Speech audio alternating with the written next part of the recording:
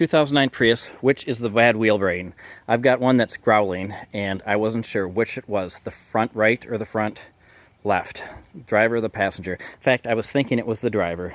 So I did this test. Jack up the car a little bit. Make sure the other wheel is down.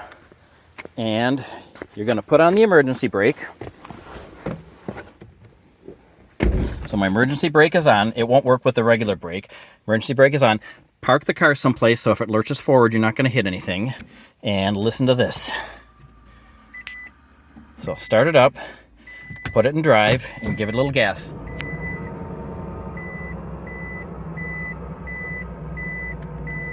From the outside, I did both wheels, and I couldn't hear that much difference. But boy, you can really hear that on the right. And I'm going to pause and do the left, and you'll hear the difference. So normally you can do the test where back and forth, 9 and 3 o'clock will tell you if it's a tie rod. Usually up and down, both hands, you can hear the wheel bearing, but I wasn't catching anything on either tire. But listen to the difference on this side. This is definitely a nice simple test to figure out which is the offending wheel bearing. So again, parking brakes on, to drive.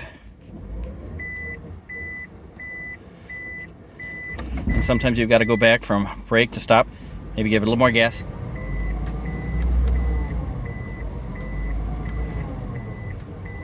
And while I hear something,